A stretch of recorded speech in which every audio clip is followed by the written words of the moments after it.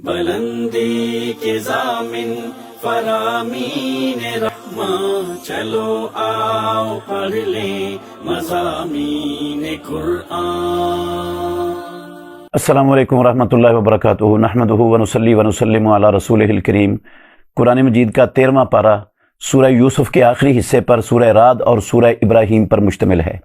سورہ یوسف رب العالمین نے اس وقت نازل فرمائی جب قریش مکہ مسلمانوں پر ظلم و ستم ڈھا رہے تھے، رسول اللہ صلی اللہ علیہ وسلم کو مکے سے نکالنے اور آپ کو قتل کرنے کی منصوبہ بندیاں کیے بیٹھے تھے۔ برادران یوسف کی طرح وہ رسول اللہ صلی اللہ علیہ وسلم کے خلاف، اپنے ہی بھائیوں کے خلاف قریش مکہ برادران یوسف کی طرح ظلم ڈھا رہے تھے۔ تو اللہ رب العالمین نے یہ صورت نازل کر کے ایک تو محمد الرسول اللہ صلی اللہ علیہ وسلم کی نبوت اور آپ کی رسالت کی زبردست دلیل دی مشرکین مکہ کو کہ اتنا زبردست اور اتنا سچا اور واقعہ اور حقیقت ایک امی آدمی وہ اللہ رب العالمین کی وحی کے بغیر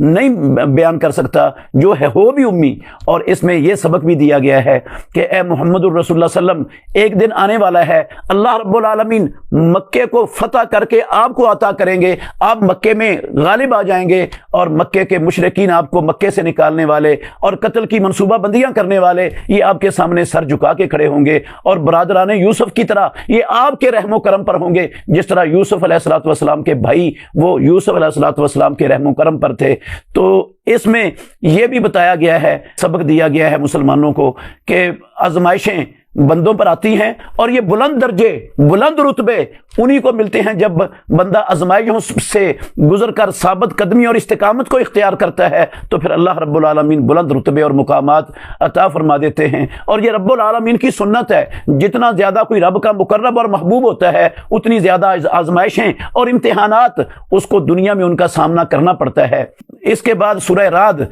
رعد میں 2 نمبر آیت میں اللہ رب العالمین نے فرمایا اللہ الذی رفع السماوات بغیر عمد ترونها ثم استوى علی العرش، اللہ وہ ذات ہے جس نے آسمانوں کو بغیر ستونوں کے اتنی بڑی مخلوق کو اٹھایا ہوا ہے، وہ صرف اللہ ہی کا کام ہے، اللہ رب العالمین کے علاوہ کوئی ایسا نہیں کر سکتا۔ پھر اللہ عرش پر مستوی ہو گیا۔ اس عرش پر مستوی ہونے کے متعلق اہل سنت والجماعت کے بہت سے لوگ وہ راہ راست سے ہٹے ہوئے ہیں، بھٹکے ہوئے ہیں۔ سلف صالحین، صحابہ، تابعین، ائمہ اربعہ سب کا یہ ایمان تھا، عقیدہ تھا کہ اللہ رب العالمین اپنی ذات کے اعتبار سے عرش عظیم پر مستوی ہے، اور اللہ کا عرش پر مستوی ہونا بغیر تعویل کے ہے اور بغیر کسی کیفیت کے ہے۔ اللہ رب العالمین عرش پر مستوی ہے، جس طرح وہ کہا نا امام مالک رحمۃ اللہ علیہ کے استاد محترم ربیہ رائے رحمہ اللہ نے کہ الاستواء معلوم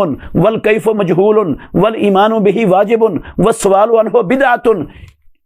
اللہ کا عرش پر مستوی ہونا معلوم ہے، اور اللہ کیسے عرش پر مستوی ہے یہ کیفیت نہ رب العالمین نے بتائی نہ محمد الرسول اللہ صلی اللہ علیہ وسلم نے بتائی، یہ مجہول ہے، اور اس کیفیت کے بارے میں سوال کرنا یہ بدعت ہے، کیونکہ رسول مکرم صلی اللہ علیہ وسلم نے اللہ سے سوال نہیں کیا یا اللہ تو کیسے عرش پر مستوی ہے، صحابہ نے رسول اللہ صلی اللہ علیہ وسلم سے سوال نہیں کیا اللہ تو کیسے عرش پر مستوی ہے۔ تو یہ سوال کرنا بدعت ہے، اور ایمان لانا کہ اللہ عرش پر مستوی ہے یہ مسلمان پر فرض ہے۔ چاروں ائمہ، امام ابو حنیفہ رحمۃ اللہ علیہ، امام مالک، شافعی، احمد بن حنبل رحمہم اللہ، سب کے سب وہ یہ عقیدہ رکھتے تھے کہ اللہ رب العالمین کو عرش پر ماننا یہ ایمان ہے، اور اللہ رب العالمین کے عرش پر ہونے کا انکار کرنا یہ کفر ہے۔ یہ تمام ائمہ اربعہ کا عقیدہ تھا، اور قرآن مجید میں اللہ رب العالمین نے جو ہے نا 7 مقامات پر اللہ کے رحمان کے عرش پر مستوی ہونے کی صراحت کی ہے۔ ایک یہ آیت ہے سورہ رعد کی 2 نمبر آیت، اور اس سے پہلے سورہ یوسف کی یونس کی 3 نمبر آیت تھی، اور اس سے پہلے سورہ اعراف کی 54 نمبر آیت تھی، اور اس کے بعد سورہ طٰہٰ کی 5 نمبر آیت ہے، سورہ فرقان کی 59 نمبر آیت ہے، سورہ سجدہ کی 4 نمبر آیت ہے، سورہ الحدید کی 4 نمبر آیت ہے۔ ان ساری آیتوں میں پروردگار نے یہ صراحت کی ہے کہ اللہ رب العالمین کی ذات عرش پر ہے۔ بہت سے لوگ جن کو غلطی لگی اہل سنت والجماعت کہلانے والوں میں سے، انہوں نے اس وجہ سے اللہ کے عرش پر ہونے کا انکار کر دیا اور تعویل کر دی کہ اگر اللہ کو عرش پر مانتے ہیں تو اللہ رب العالمین کی مشابہت آتی ہے مخلوقات سے. بادشاہ بھی تو اپنے تخت پر عرش پر بیٹھا ہوتا ہے, تو اللہ بھی عرش پر ہے, تو یہ تو اللہ تو اس کے مشابہ ہو گیا. صرف عرش پر نہیں, اللہ رب العالمین کی تمام صفات جو رب العالمین نے خود قرآن مجید کے اندر بیان فرمائی ہیں یا اس کے نبی محمد رسول اللہ صلی اللہ علیہ وسلم نے اپنی وحی والی زبان کے ساتھ بیان فرمائی ہیں, ان ساری اللہ کی صفات. اللہ کے ہاتھ ہیں, اللہ رب العالمین کا پاؤں ہے, اللہ کی پنڈلی ہے, اللہ رب العالمین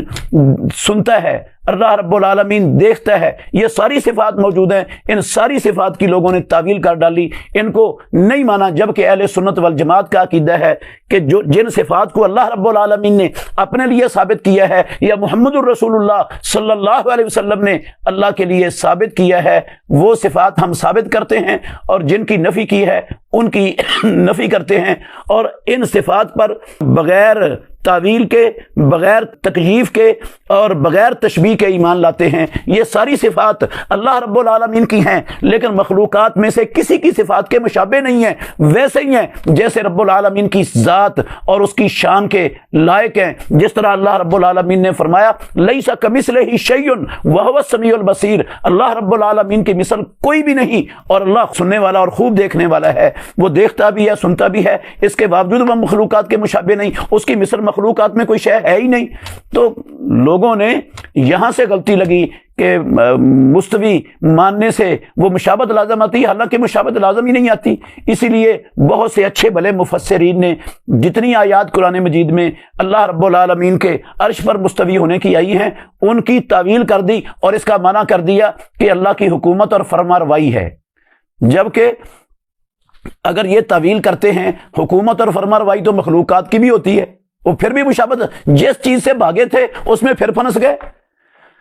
تو اہل سنت والجماعت کا عقیدہ ہے اللہ رب العالمین کی صفات پر ایمان لانا ہے, اور بغیر تکییف کے اور بغیر تعویل کے ایمان لانا ہے. اس آیت کے بعد 14 نمبر آیت میں اللہ رب العالمین نے فرمایا لہو دعوت الحق والذین یدعون من دونہ لا یستجیبون لهم بشیء الا کباسط کفیہ الی الماء لیبلغ فاہ وما هو ببالغہ وما دعاء الکافرین الا فی ضلال. سچی اور حق دعوت صرف اللہ رب العالمین کے لیے ہے, کیونکہ اللہ رب العالمین تمام مخلوقات کی باتوں کو سنتا ہے اور سب کے سب کی حالات کو خوب جانتا ہے, اور ہر ایک کی حاجت روائی اور مشکل کشائی اللہ رب العالمین کرنے کی قدرت رکھتا ہے. اللہ کے سوا یہ صفات اللہ کی مخلوقات میں کسی کو حاصل ہی نہیں ہے. تو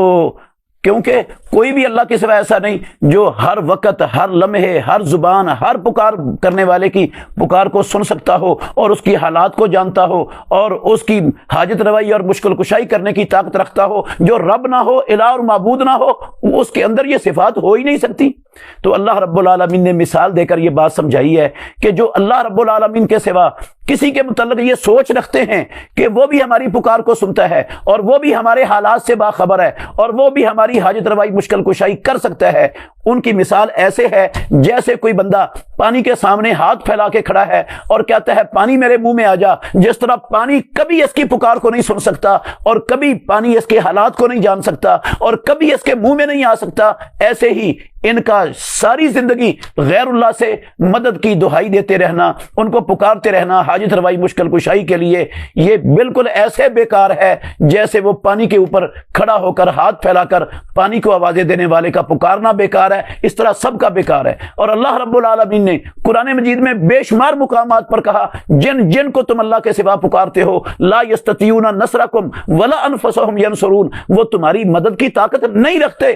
تمہاری مدد تو دور کی بات ہے, وہ تو اپنی بھی مدد نہیں کر سکتے. اور ایک مقام پہ فرمایا رب العالمین نے اللہ اکبر والذین تدعون من دونہ ما یملکون من قطمیر, وہ تو کھجور کی گٹھلی کے اوپر جو باریک جلی ہے اس کے بھی مالک نہیں ہیں. ان تدعوہم لا یسمعوا دعاءکم, اگر تم ان کے ناموں سے دہائی دو گے, پکارو گے, وہ تمہاری پکار کو سن ہی نہیں سکتے. ولو سمعوا, اگر چند منٹ کے لیے بے فرض محال مان لیں کہ وہ سنتے ہیں, مستجابوا لکم, وہ تمہاری پکار کو کبھی قبول نہیں کر سکتے۔ وَيَوْمَ الْقِيَامَةِ يَكْفُرُونَ بِشِرْكِكُمْ وَلَا يُنَبِّئُكَ مِثْلُ خَبِيرٌ، اور قیامت کے دن تمہارے اس شرک کا انکار کر دیں گے، اور ایسی سچی سچی خبر اللہ رب العالمین کے سوا آپ کو کوئی نہیں دے سکتا۔ اسی طرح اللہ نے فرمایا قُلِ ادْعُوا الَّذِينَ زَعَمْتُم مِّن دُونِهِ، اے محمد الرسول اللہ صلی اللہ علیہ وسلم ان لوگوں سے کہو جن کو تم نے اللہ کے سوا سننے والے، حالات کو جاننے والے، مشکل کشائی، حاجت روائی کے اختیارات رکھنے والے سمجھ رکھا ہے، ان کو پکارو۔ لا یملکون مثقال ذرۃ فی السماوات ولا فی الارض، وہ آسمانوں زمینوں میں ایک ذرے کے برابر کسی چیز کے مالک نہیں ہیں۔ اور اسی طرح فرمایا وَمَنْ أَضَلُّ مِمَّنْ يَدْعُو مِن دُونِ اللَّهِ مَن لَّا يَسْتَجِيبُ لَهُ إِلَىٰ يَوْمِ الْقِيَامَةِ وَهُمْ عَن دُعَائِهِمْ غَافِلُونَ، اس سے زیادہ راہ راست سے ہٹا ہوا، بھٹکا ہوا کون انسان ہو سکتا ہے کہ جو ایسی ہستیوں کو پکارتا ہے جو قیامت تک اس کی پکار کو نہیں سن سکتے۔ تو یہ اللہ کے سوا جتنی ہستیوں کو پکارا جاتا ہے، اللہ رب العالمین نے بڑا صاف الفاظ میں اس کی وضاحت کر دی ہے۔ اللہ ہمیں یہ سمجھنے کی اور عمل کرنے کی توفیق عطا فرمائے۔ سورہ رعد کی آیت نمبر 9 اور 10 میں اللہ رب العالمین نے ایک مضمون بیان فرمایا ہے کہ الم یاتکم نبأ الذین من قبلکم قوم نوح وعاد وثمود، کیا اہل قرآن امت محمد تمہارے پاس خبریں نہیں آئیں ان لوگوں کی جو تم سے پہلے گزرے، نوح علیہ الصلوۃ والسلام کی قوم اور قوم عاد اور قوم سمود، اور وہ لوگ جو ان کے بعد آئے جن کو اللہ رب العالمین کے سوا کوئی نہیں جانتا، ان کے پاس ان کے رسول واضح دلائل لے کر آئے، تو انہوں نے واضح دلائل کے بنا پر اپنے ہی ہاتھوں کو چک مار کے کاٹنا شروع کر دیا کہ یہ کون سا پیغام، کون سی دعوت ہمارے باپ دادے کی دعوت کے خلاف یہ لے کر آ گئے ہیں۔ اور صاف انہوں نے کہہ دیا انا کفرنا بما ارسلتم بہ، ہم جس چیز کے ساتھ، جس دعوت کے ساتھ تم اے رسولو مبعوث کیے گئے ہو، بھیجے گئے ہو، ہم نے اس کے ساتھ کفر کیا۔ تو انبیاء علیہم الصلوۃ والسلام نے ان سے کہا کہ افی اللہ شک، کیا تمہیں اللہ کے بارے میں شک ہے جو آسمانوں زمینوں کو پیدا کرنے والا ہے، جو تمہیں دعوت دیتا ہے کہ تاکہ تمہاری غلطیوں، کوتاہیوں، لغزشوں کو معاف کر دے، اور تمہیں ایک مقررہ مدت تک مہلت دیتا ہے، کیا تم اس رب کے بارے میں شک میں مبتلا ہو؟ انہوں نے کہا نہیں، ہمیں رب کے بارے میں جو آسمانوں زمینوں کو پیدا کرنے والا ہے، ہمارا خالق و مالک اور رازق ہے، اس کے بارے میں شک نہیں ہے۔ شک کی بنیاد یہ ہے کہ ان انتم الا بشر مثلنا، تم تو ہمارے جیسے انسان ہو، اور جو انسان ہو، بندہ ہو، اولاد آدم ہو، اس کو ہم پر فوقیت کیسے ہو گئی؟ وہ نبی کیسے بن گیا؟ ان کے عقیدے میں یہ تھا مشرکین مکہ کے کہ نبوت اور بشریت یہ دو چیزیں اکٹھی نہیں ہو سکتی ایک میں۔ تو وہ انہوں نے ان کے انبیاء علیہ الصلوۃ والسلام کے اولاد آدم میں سے انسان اور بشر ہونے کی وجہ سے ان کی نبوت اور رسالت اور ان کی دعوت کا انکار کر دیا، صاف اس وجہ سے کہ تم نبی ہو اور تم انسان ہو، اور انسان نبی نہیں ہو سکتا۔ اور آج بھی ہمارے معاشرے میں بہت سے لوگ ایسے ہیں جن کے ذہنوں میں یہ بات اٹکی ہوئی ہے کہ نبوت اور بشریت یہ دونوں جمع نہیں ہو سکتی۔ انہوں نے چونکہ اپنی آنکھوں سے دیکھا تھا انبیاء علیہ الصلوۃ والسلام کو، وہ ان کی بشریت کا تو انکار نہیں کر سکے، انہوں نے ان کی نبوت کا انکار کر دیا۔ اور آج کے لوگوں نے وہ انبیاء علیہ الصلوۃ والسلام کو چونکہ اپنی آنکھوں سے دیکھا نہیں، انہوں نے نبوت کا انکار نہیں کیا لیکن بشریت کا انکار کر دیا، اور انبیاء علیہ الصلوۃ والسلام کو اللہ کا نور، اللہ کے نور کا ٹکڑا، اللہ کی اولاد قرار دے لیا۔ یہ جو ہے نا عقیدہ اسلام میں اس کی قطعاً ہرگز گنجائش نہیں ہے۔ انبیاء علیہ الصلوۃ والسلام پر جب انہوں نے یہ اعتراض کیا نا کہ تم تو ہمارے جیسے بشر ہو، تم چاہتے ہو کہ ہم اپنے باپ دادے کا دین چھوڑ کر تمہاری پیروی کریں، اگر تمہارے پاس کوئی کھلا واضح دلیل، نشانی، معجزہ ہے تو وہ ہمیں دکھا دو۔ رسولوں نے ان کے اس سوال میں کہا قالت لهم رسلهم ان نحن الا بشر مثلكم، یہ بات تمہاری ٹھیک ہے، ہم اقرار کرتے ہیں کہ ہم تمہارے جیسے بشر ہیں، ہم اللہ کے نور سے نکلے ہوئے نور نہیں ہیں۔ اللہ اکبر۔ وَلَكِنَّ اللَّهَ يَمُنُّ عَلَى مَن يَشَاءُ مِنْ عِبَادِهِ، لیکن اللہ رب العالمین اپنے بندوں میں سے جس پر چاہتا ہے احسان کرتا ہے۔ تو یہ اللہ رب العالمین نے ہمیں نبوت عطا فرما دی، ہم پر احسان کر دیا۔ وَمَا لَنَا أَن نَّأْتِيَكُم بِسُلْطَانٍ إِلَّا بِإِذْنِ اللَّهِ، یہ دلائل معجزات ہمارا اختیار نہیں ہے، یہ اختیار رب العالمین کا ہے۔ ہم اپنے اختیار سے جب چاہیں، جس کو چاہیں، جو معجزہ چاہیں ہم نہیں دکھا سکتے، یہ اللہ رب العالمین کا کام ہے معجزے دکھانا۔ اس لیے اگر تم نہیں مانتے تو پھر تمہارا معاملہ اللہ کے ساتھ ہے. ہم زبردستی منوانے بھی نہیں آئے, ہم تو اللہ رب العالمین کا پیغام تم تک پہنچانے آئے ہیں. تو مسلمانوں کو چاہیے کہ وہ ان آیات کو بڑے غور سے سمجھیں اور اپنے عقیدے کی, اپنے اعمال کی اصلاح کریں. اللہ سمجھنے کی اور عمل کرنے کی توفیق عطا فرمائے.